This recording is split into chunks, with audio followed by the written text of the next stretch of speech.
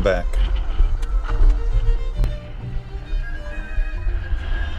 Beautiful run this day. Proper bay run style. Offshore day, over with the army, 30 knots maybe 35 gusting. See out there. Yeah, it went about 25 to 40 knots. With the gator board, KT paddles, like wetsuit, prototype front foil. So I can't talk too much about that. Except that it's around 850 centimeters square.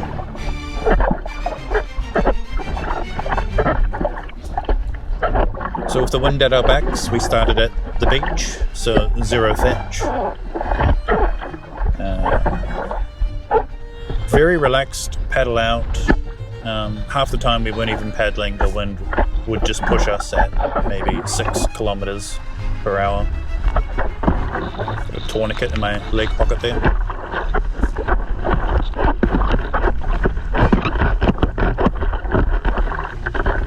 So trying to stay relaxed, not trying to break any records. I know Matt was chomping to get going, and even in moments where the bumps weren't rideable sustainably, but you could definitely get on because we had good wind assist and getting some push, but the actual terrain would have required a fair bit of pumping. So I tried to hold him back, because our goal was to ride together. But this was our first run of 3 this day. Our first 2 were the identical runs, and then we did a shorter version for the third one.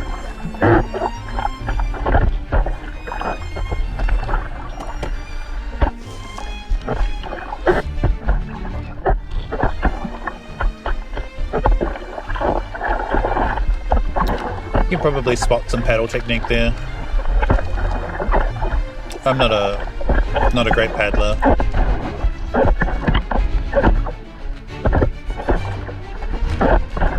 And I don't have the best balance, so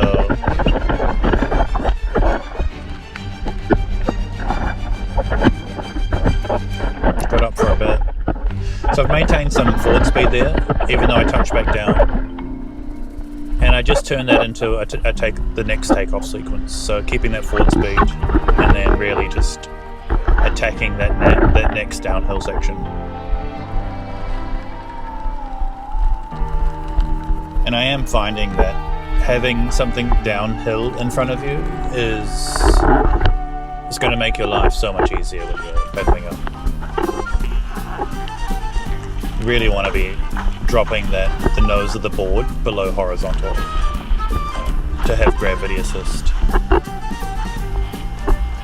If you're trying to paddle up and your nose is standing up, consider that. Consider what that looks like from the side. If you take a cross section of yourself, you don't want that foil pointing up. Otherwise gravity's trying to pull you backwards and down. You want it so that when gravity pulls you down, it's also pulling you forward. So that requires your foil to point down somewhat, and then to make that work, you don't want to just bury the nose. You want a downhill section in front of you.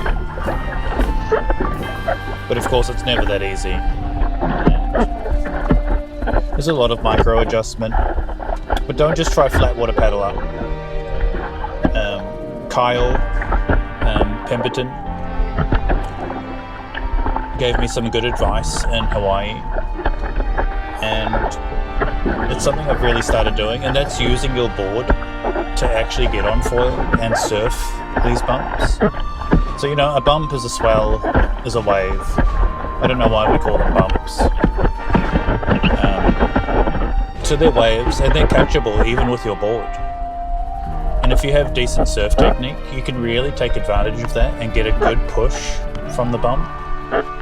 So you're not just looking for runways, you actually want to catch these bumps a little bit with your board. And now this run is it's a zero fetch run. So we started from a beach with that wind at our back and headed out to sea. And so the bumps are very small at the beginning. And if you try and, you can get little surges from them which assist you. But you often have a bump straight in front. So if you went straight downwind, you're just going to run into the bump in front of you. And if you're fit, and if you're newer, that's fine because you can power through it to get up to speed. But the longer I do this, the less I want to work hard. And so my takeoffs now, I'm generally heading down the line a touch.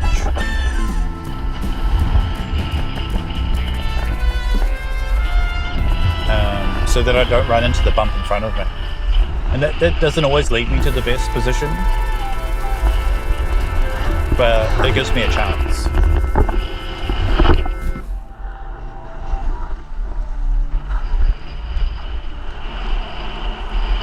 We're getting some motion here.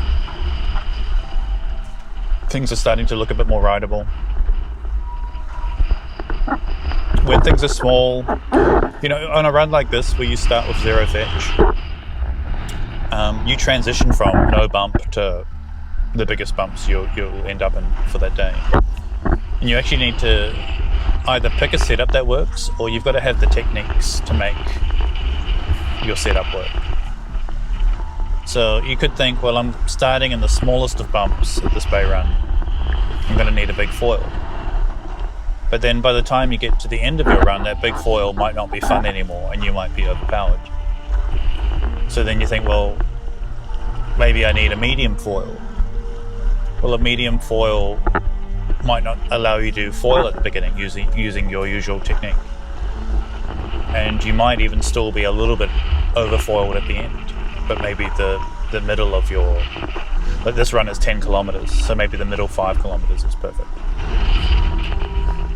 So a lot to think about, but if you do switch up the foil choice, there's different techniques you can employ to make that different gear work. So if you have a smaller foil, you're going to have to be more aggressive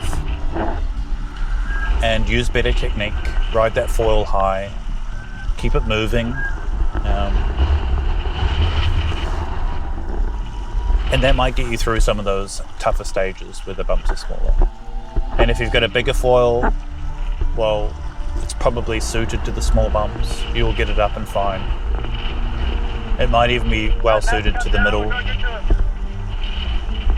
middle section, but you might be overpowered at the end. And so that's going to mean probably not bombing. So you can make that work again by quartering off the bumps, fading them, running off the back of them. Never really pointing straight downwind. Never allowing yourself to get too fast. Probably riding low, keep the foil low.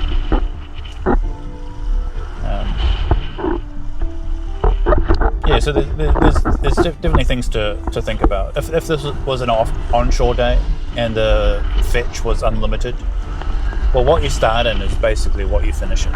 So it's the same bumps throughout. And it's a lot easier to pick a foil for. I mean, it's still not easy, but it's easier.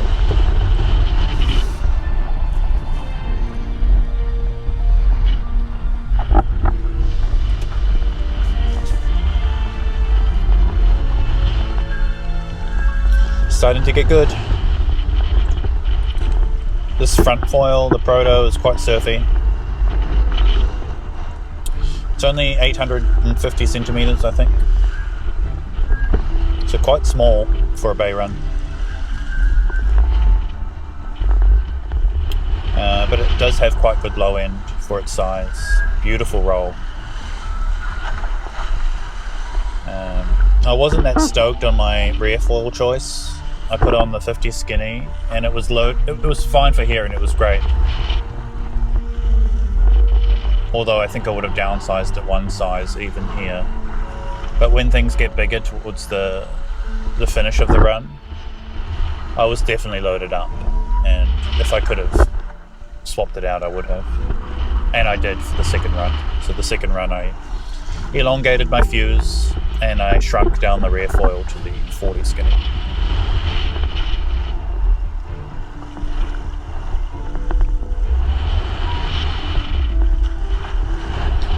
Now just picking lines, heading a little bit hillside there.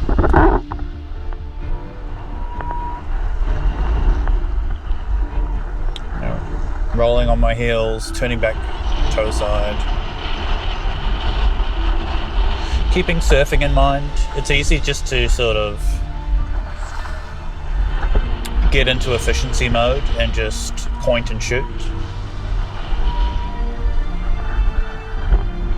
And that does work often, but you can get actual performance advantage from doing these turns, and not only like putting yourself in advantageous energy, but the fact of turning your foil will mean that foil drops, and so rolling your foil over is almost like doing a pump.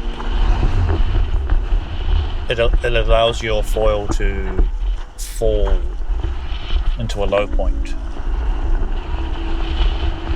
and the lift becomes turn when you roll it over. So if you perform a turn right on the peak of a bump when you've got downhill in front of you, it feels almost like you're pumping at that moment. So if you want to do some wiggles, hillside to toe side wiggles, like a surf skateboard,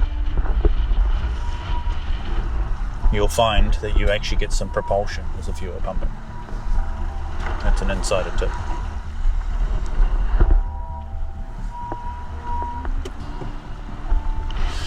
But it's getting good here. You know, I've ridden in a few places now. New Zealand, Fiji, Australia, Hawaii, and some of the better spots around. And you know what, this day here, this little bay run on the east coast of New Zealand along my local peninsula is on point with any other place in the world. So if you're downwinding in your own local bay, limited fetch, good wind, or onshore bumps, crosswind, and you're thinking to yourself, man, that felt world class. I tell you what, it probably was. You know, don't get me wrong, these places like Maui, Perth, they're amazing. But I've had the same experiences in my local areas in New Zealand. Same bumps, same ferocity of energy. It's a bit colder in New Zealand, I'll be honest. It's a bit more grey. But yeah, I'm not really joking around there. That's, you know, I've had some world-class moments and some of my best riding in New Zealand. And New Zealand's no more special than any other area. I'm not saying that New Zealand's great. What I'm saying is anywhere's great on the right day. And that's what makes this so awesome. You don't have to live next to Cloudbreak or Pipeline. Oh, we just lost Matt.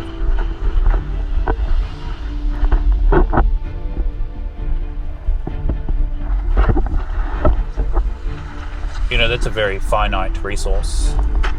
These reef breaks and good waves, and you know, there's a lot of hungry surfers out there.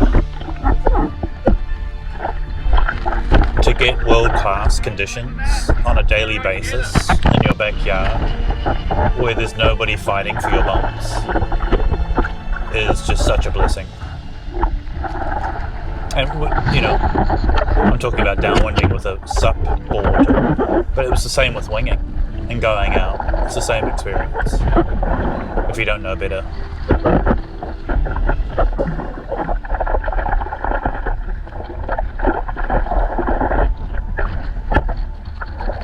So Matt came down there, I've waited up for him.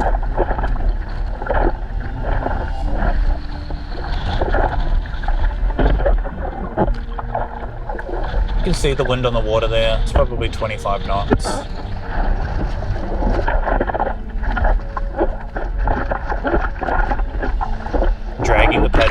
stability.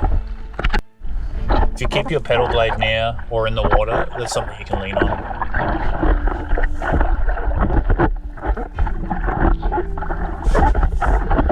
Like a walking stick.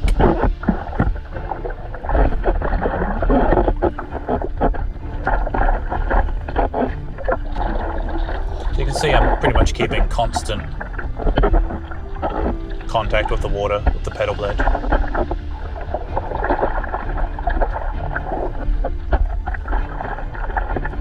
I don't have the best balance in the world, so anything I can do to give me some advantage, I'll do it.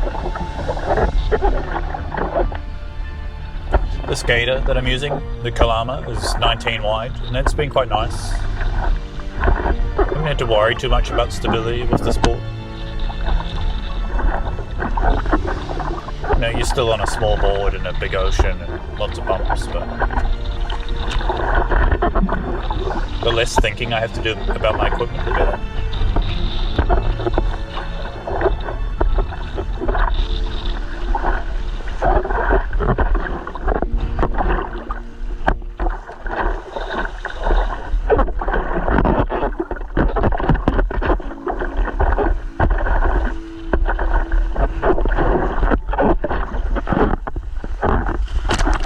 Yeah, so Matt had actually gotten going there, and he came right past me, but unfortunately, as he was going past the nose of my board, I was getting onto foil, and I had to abort. And that was the closest we got to each other again. So Matt carried on and smashed the rest of the run.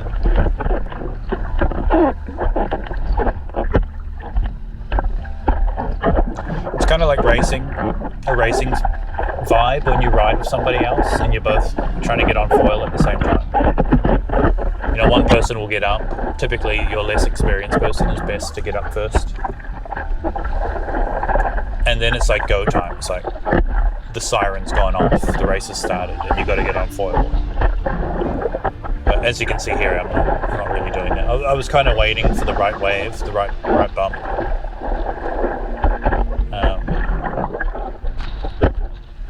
But it didn't really come. And so I just kept waiting. And I could see Matt going off in the distance. And I just basically accepted that we weren't going to be riding together.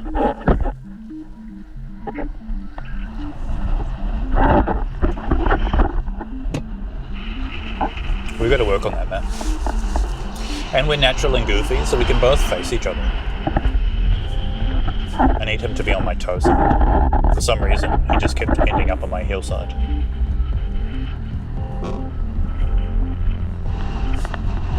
But yeah, the bumps are getting good here. It was a good blow this day. And you know, the more wind, the merrier. When you don't have other devices to deal with and you've just got a paddle or, you know, a non-sailing apparatus.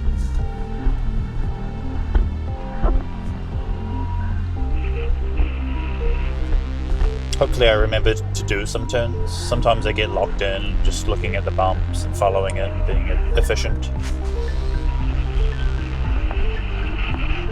There's still, you know, you can still think about 100 different things on these downwinds. Foot position. Mast position. Am I offset? Should I turn my leash a little bit to my hip so it doesn't slap me on the leg? Am I riding high enough? Am I riding as high as I think I'm riding? Is the camera on? Has the camera got a drip on the lens?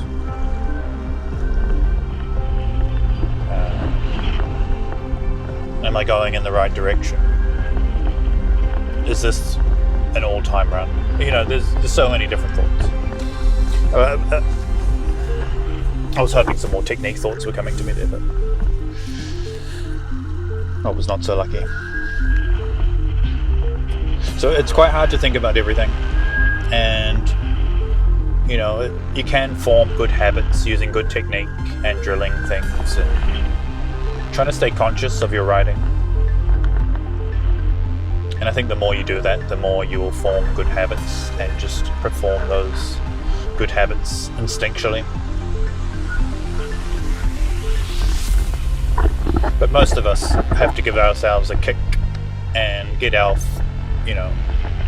higher on the mast, for example. And I'm getting more and more comfortable doing that with these shorter span foils, actually. Because you can roll over and the tip's not just sticking out.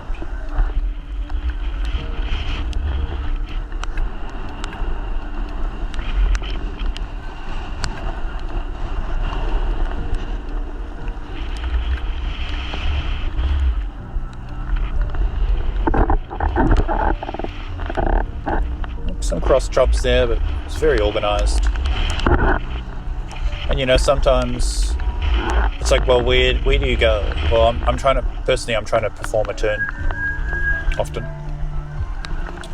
And so I'm looking for a section that I can turn on that I'm not going to end up in no man's land. But then that section can't be too good because then it's too powerful or I'll be moving too fast. And then I end up having to straighten out. So that's on my mind. So looking for a face to do a turn on.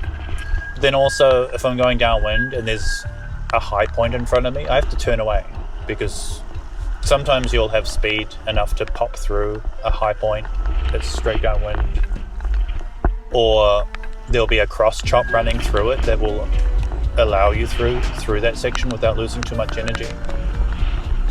Or maybe you have overall mast height and height over the ocean that you can still go through a high point in front but still be above it. But if there is a high point in front and you don't have any of those answers for it, you turn away. And so that gives you your own path. And so you turn away to the better looking side, or you just pick one direction. And then you reanalyze and like what's in front of you. Is it a high point in front of you? Well, start pumping, start riding high, or turn away again if you've still got speed. But you do require some flow when you're doing this, and you can't just keep turning. You definitely can't keep turning in the same direction and go in a circle. So you have to think about continuity as well. And if you do get a burst of speed and you're low on your mast, well, get high on your mast. Use that speed to do something that's helpful.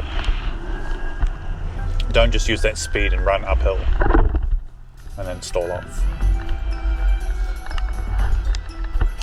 So many little bits. There's no real answer for downwinding. Just lots of little things to learn. And learn them well enough that you don't have to think about them. But the big breakthrough I think most people have is following that bump in front. So following a high point, knowing that it's dragging a trough. And that trough is a low point that you can travel and access and tap it a little bit. But ultimately, you want to keep your speed high and mast tied up. And when you've got that, well, then you don't want any more speed and you don't want any more mast height. So then you get to do a turn without it costing you something. And then you try and get speed and mast height back. And the real answer is doing that without pumping. Using your own energy. And then it becomes sustainable. So try and find sustainable speed and mast height that isn't from you pumping. And if there's a high point, turn away.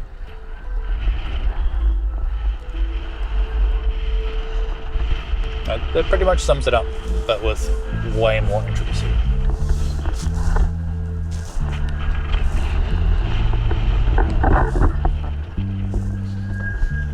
Bumps are looking good here.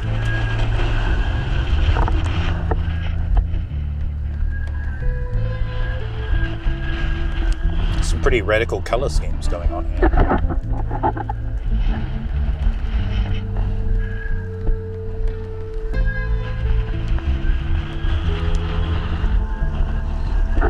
toe side turn, heel side turn. Didn't feel like I could continue that heel side, so I straightened down. Zooming downwind, rolling my toes again. Small high point to pump over. Oh.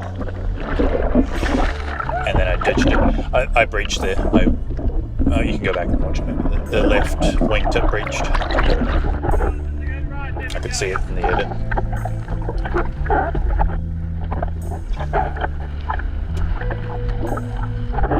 I have to figure out how to do some slow speed replays.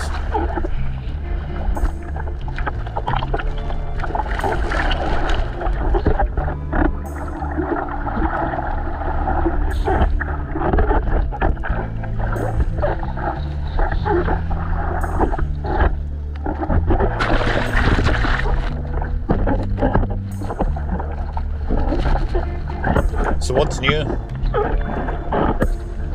Let me know what you're up to. What are you writing? What have you got your eye on?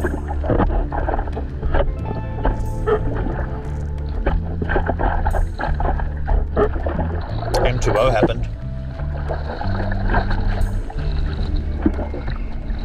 Ito won the M2O race. I think Kane won the overall.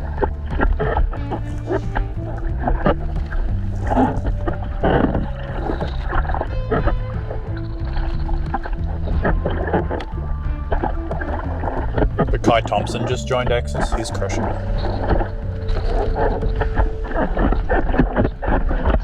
I met his old man on Molokai. Nice guy. Nice family. And an absolute beast.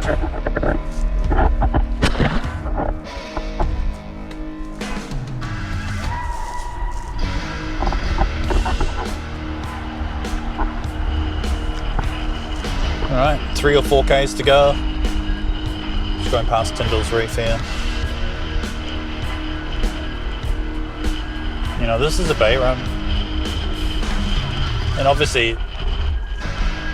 in real life, it's a little bit more stimulating than it looks on video. I was having a good time out there.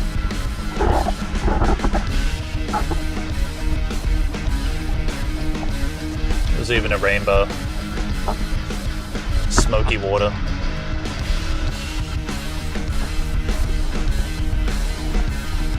I was saying to Matt yesterday, it feels like we're all in the right place at the right time.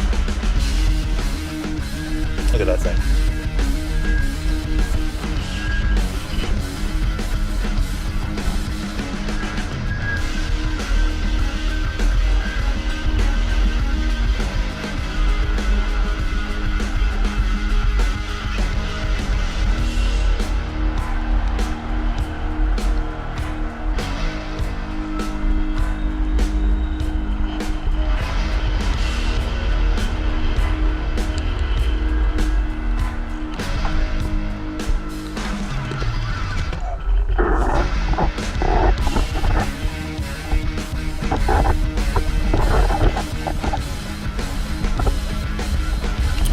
Got caught behind just a touch there.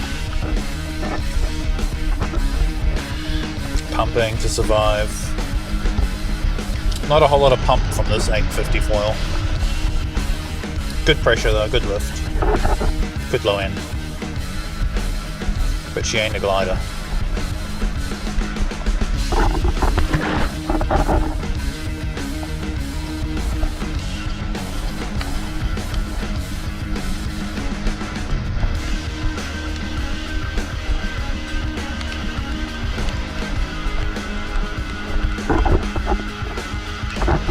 Look how narrow that board is by my back foot compared to the front foot.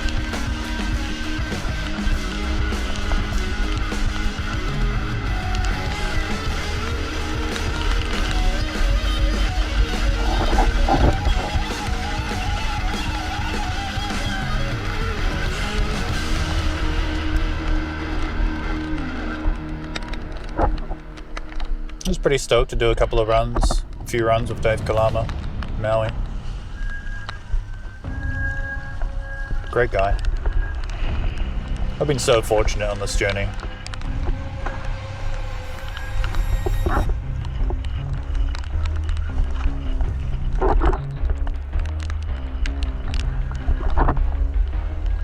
It's a reasonably small community, let me tell you. This foiling thing. Which means behave.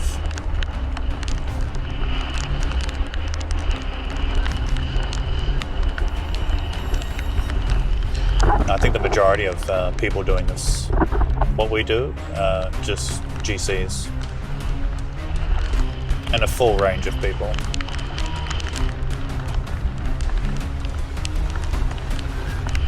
Got teenagers, and one of the guys in Maui crushing it with a paddle, SUP paddle, is, I believe, 71.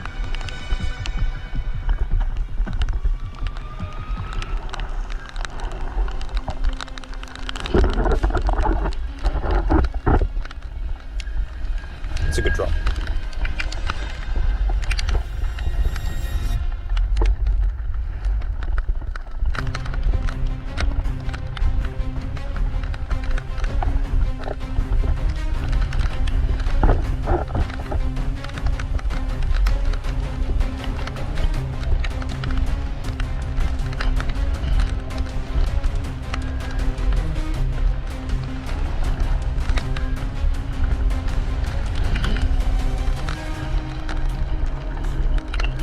I did a parowing downwinder yesterday and stashed it away, and it was totally hands-free. Had the paddle strapped to my back. It was pretty awesome, not gonna lie. I didn't think a paddle was that restrictive for riding, but being actually hands-free, it's pretty sick.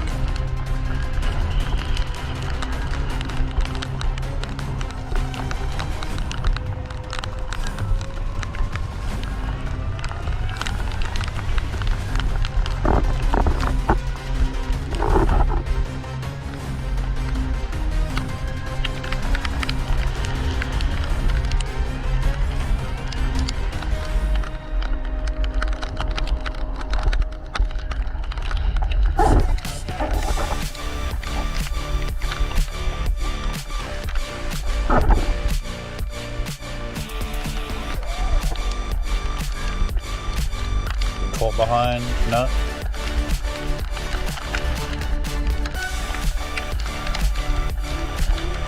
Many options out there, people. A lines to take.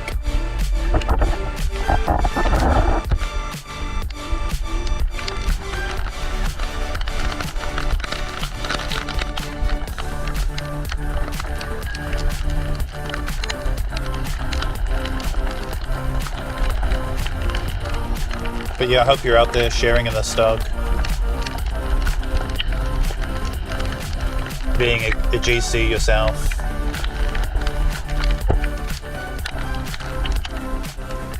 Staying hydrated.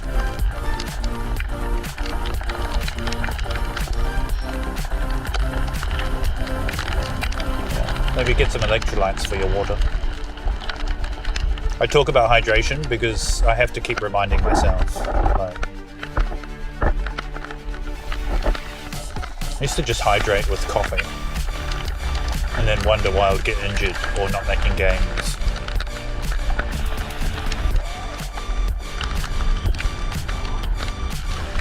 Keeping up with the creatine.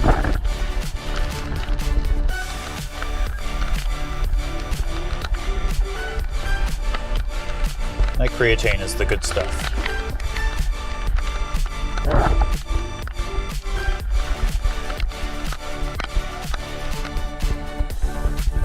Travis, a very small, could be a 2.5 wing.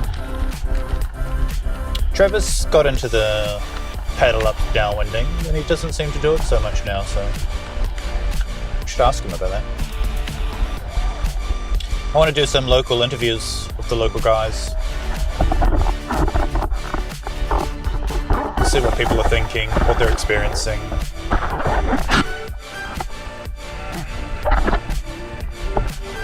I'm totally stoked after that run. Like, as far as I'm concerned, that was world class.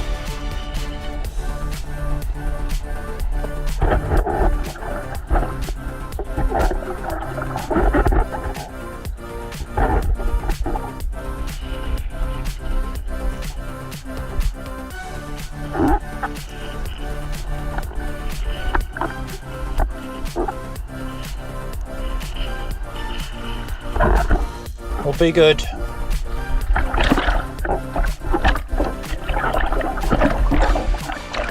I appreciate you, and I mean that. And if you're on this journey of downwind pedaling, then you're a beast. And if you're even just thinking about it, you're a beast. It's not an easy journey. The rewards, though, are huge. And it seems, the first time you stand on a downwinder board in the bumps, you're going to think that this is insane and it's not for you. But trust me, everybody feels like that. And it just takes time and some commitment, and you'll get there. So keep the faith. Stay strong. Hang out with other people that are doing it. Try different gear. Watch some videos.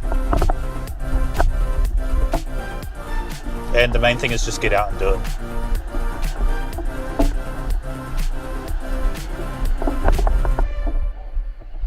Be good, guys. See you, mate.